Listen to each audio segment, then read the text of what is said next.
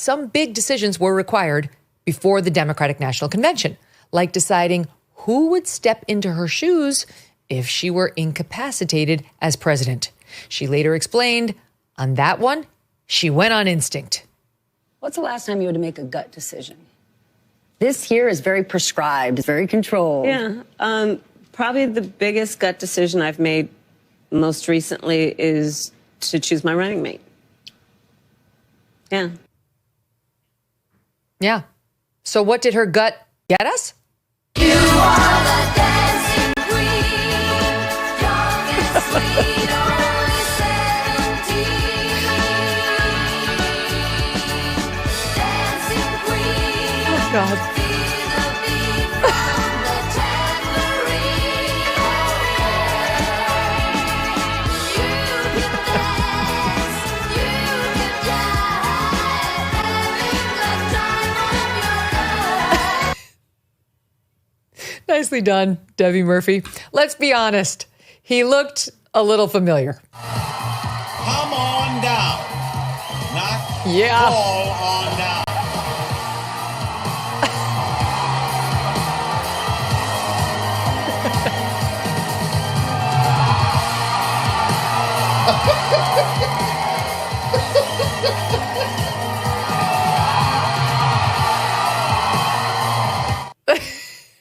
The listening audience knows that was clips from The Price is Right. Or maybe it wasn't The Price is Right. Maybe it was this. It's Chris Farley.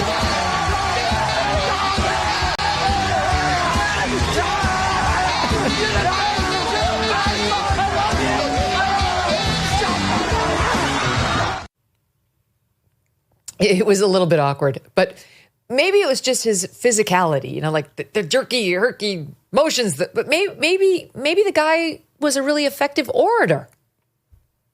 Look, I will be the first to tell you, I have poured my heart into my community. I've tried to do the best I can, but I've not been perfect. And I'm a knucklehead at times, but it's always been about that. Oh, well, not the best message for your VP choice, but okay. It promptly came out that Tim Walz was a radical leftist. The man who was supposed to win over Midwestern working class men for Kamala had mandated tampons in the boys' bathrooms and made his state a sanctuary for underage kids claiming to be another gender who wanted to castrate and sterilize themselves. A story so extreme that many did not believe it, but it was true. Turns out the insult Walz hurled at Republicans that caught Kamala Harris's attention in the first place and led to her making him her VP running mate was no more than a mere projection. These are weird people on the other side. They want to take books away. They want to be in your exam room. That's what it comes down to. And don't, get sugarcoating this. These are weird ideas. Listen to them speak. Listen to how they talk about things. Listen to how your previous guests were right. Like you said, they've told them that they shouldn't talk about race. They can't help it. It is built into their DNA because there is no plan. Tim Walz also lied a lot, a couple dozen times at least, about his inflated military rank. He was not a retired command sergeant major. Where he served in combat, he did not serve in Iraq or Afghanistan, as he led people to believe. Lied about in what context he served. It was not in combat, as he later claimed, and about many, many other things. We hosted some of the National Guard members who served with Tim Walz.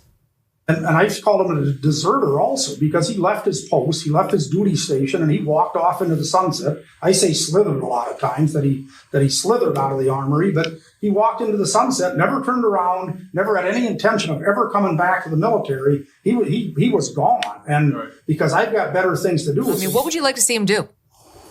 Apologize. Didn't happen.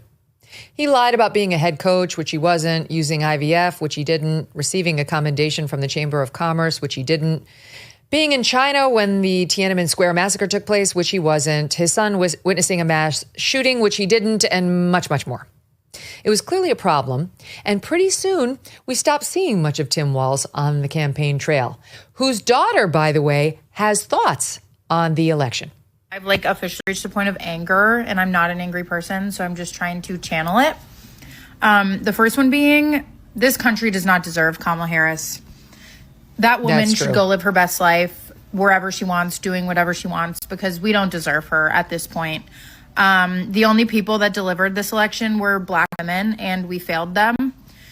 And it's just heartbreaking, and we've got to do whatever we can to support them and support our people through these next 4 years. These people have to live in their own skin, as in JD Vance and Donald Trump have to be JD Vance and Donald Trump. And that is not a punishment I would wish upon anybody except those two individuals. Yeah, so I'm just really grateful that I am who I am and that I'm on the side of love and hope and joy and progress. Oh, nice. I mean, I think it's fair to say the joy is gone. It's gone. We've kind of changed our messaging, but you know what? Good luck to you in your future endeavors. So the Kamala campaign, at this point in our story, had tried Brat and Joy and kept mostly under wraps, putting her out only in highly controlled, scripted settings like the Democratic National Convention or at rallies with a teleprompter. But there was still the matter of her radical policy statements from 2019 when she first ran for president. She wanted to ban fracking, to eliminate private health insurance, to ban meat, to ban gas cars, to ban and confiscate guns. She wanted to mandate taxpayer-funded sex change procedures for prisoners and illegals. She thought the wall was a stupid vanity project. She was open to reparations. My God, where to begin with the cleanup? Fracking, that's as good a place as any. Pennsylvania is a must-win state, and they love fracking. So reversing that position is a no-brainer. Soon, we received unsigned paper statements from rando campaign spokespeople saying Kamala disavowed her position on fracking. Oh, and also on banning private health insurance. Fracking ban? Who ever heard of a fracking ban? There's no question I'm in favor of banning fracking. So, yeah. Oh, wait. What? Do not believe your lying ears, unnamed spokesperson claimed. It's not so. Getting rid of private health insurance? What kind of a nutcase would ever propose that? To reiterate, you support the Medicare for All bill, I think initially Correct. co-sponsored by Senator Bernie Sanders. You're also co-sponsor Yes. on it. I believe it will totally eliminate private insurance. So for people out there who like their insurance, they don't get to keep it? Well, listen, the idea is that everyone gets access to medical care. And you don't have to go through the process of going through an insurance company, having them give you approval, going through the paperwork, all of the delay that may require. Who of us has not had that situation where you got to wait for approval and the doctor says, well, I don't know if your insurance company is going to cover this? Let's eliminate all of that. Let's move on. Yeah, that's worked out beautifully for our friends up north in the evil top hat Canada. She's over it. Trust me, said rando spokesperson via paper statement. Other positions were not expressly reversed, but her language around them became very, very different. Gun bans and mandatory gun buyback programs? Oh, hell no. Reinvented Kamala is a 2A, NRA, gun-toting kind of gal. She's the Dana Lash of Canada. She's Serpico. You want to play games? Okay. I'll play with you. Come on. Okay. Do you want to play rough? Okay. Uno. Say hello to my little friend. You want to play rough? Okay. Yeah. Okay. Yolanda. That wasn't Al Pacino. That was the reinvented Kamala Harris.